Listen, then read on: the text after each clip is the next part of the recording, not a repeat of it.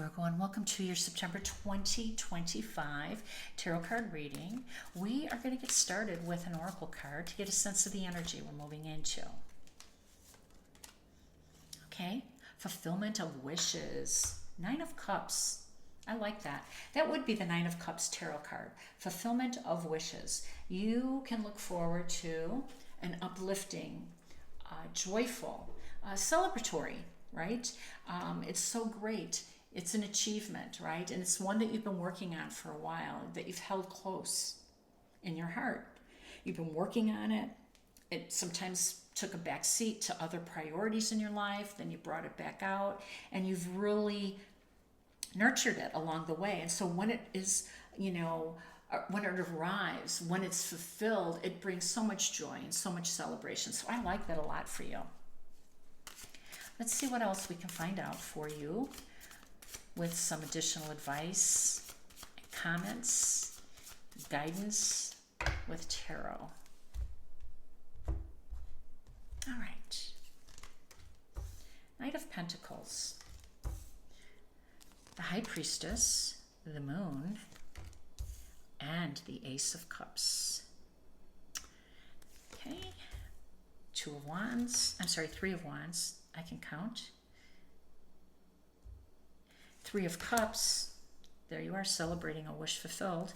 And the Seven of Wands with the Five of Wands. Okay, so we have some contrasting messages here, right?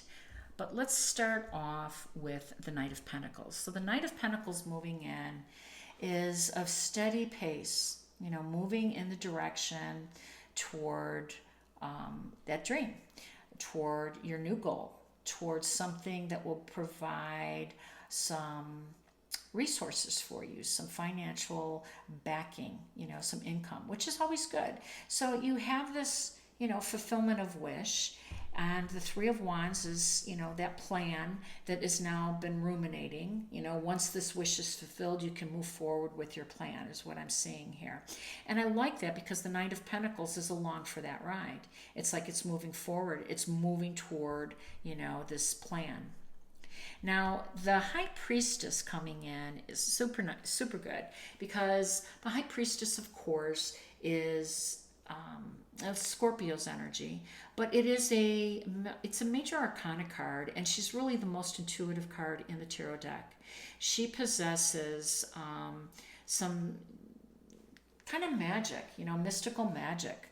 And Virgo, you're usually quite practical. So when she shows up, the universe is really kind of urging you to tap into that spiritual side, that mystical side, that that place where when things happen, we just can't figure out why they happened, but we're so glad they did, when your wishes are fulfilled, because there's some magic behind the scenes, right? We learned that from The Wizard of Oz, right? And sometimes somebody is behind the curtain pulling the strings, but there is some magical moments that have happened to you that you recognize this, you do. And I think you can lean into that a little stronger, a little bit more faith, a little bit more spirituality to that. And the moon showing up is pretty significant too. So we have a full moon lunar eclipse in Pisces, and this full moon lunar eclipse is really affecting your seventh house of relationships, of partnerships. And September 1st, I'm going to go back a little bit because I want to talk about Saturn moving into Pisces and staying there till February 13th. So Saturn's retrograde right now, back in Pisces, September 1st. And then February 13th, he moves back into Aries. This is so significant because Saturn is at the last degree, and when a planet, a powerful planet, which of course Saturn is, moves, their entrance and their exits usually kind of shake our ground. They kind of shake things up, and it's always for our benefit, trust me. And so Saturn's back here saying that you have some work to do, and some of that work that you have to do is, endings, closings, taking care of unfinished business. And a lunar eclipse means just that, right? Endings, powerful endings, eclipsing something out for the sake of another. And the sake of another is sitting right here next to that moon, the Ace of Cups. So I think this eclipse is going to be uber powerful because number one, Saturn's in there doing the same type of work, trying to teach you how to release, things in that 12th house and reach for more. He wants some self-mastery here, And by the way, the High Priestess, that's all about self-mastery too.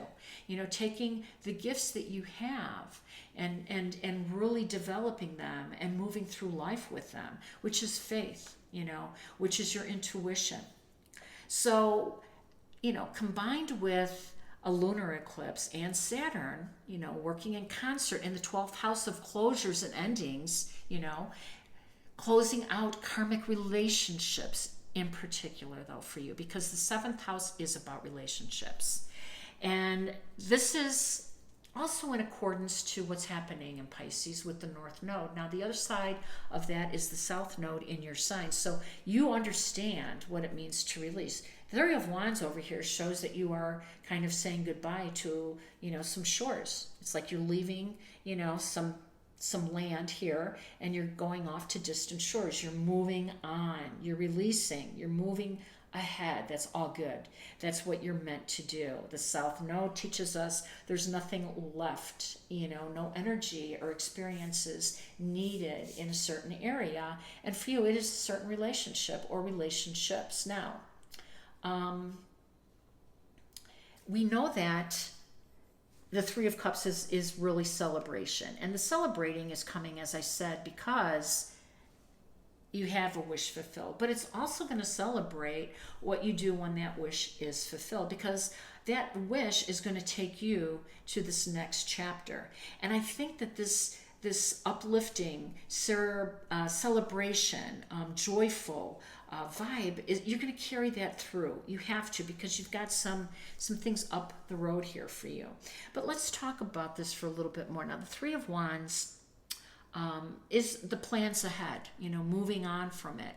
And so you understand, the nature of this eclipse, and you'll definitely get Saturn's message because, it's sometimes a tough teacher. Sometimes it is. And so to our eclipses, sometimes things just, the external world, creates this division, this fissure of things so that they're no longer accessible to us, so that we're kind of forced to move on. So what I really like, though, is that Venus is moving into your first house on the 19th of September. And she is about love and abundance. So this relationship you're leaving behind, this part of, and it could be a professional one, whatever that is that you're leaving, and it's hard, you're ready to move on. And the Seven of Wands is really saying, yeah, I'm not going to get involved in this Five of Wands battles down here where people are, suggesting that, you give something another try, or that you can make some changes to a contract, or whatever that is. That's really not where you're headed. It's final. It's profound. And it's major change. So you're going to keep that energy back, and you're going to listen to your intuition, to your heart, and be open to this new experience, which is on the other side of this eclipse and Saturn's teaching. I love this for you, Virgo. If it resonated, please like, share, and subscribe. I am wishing you balance, peace, and harmony. Take care.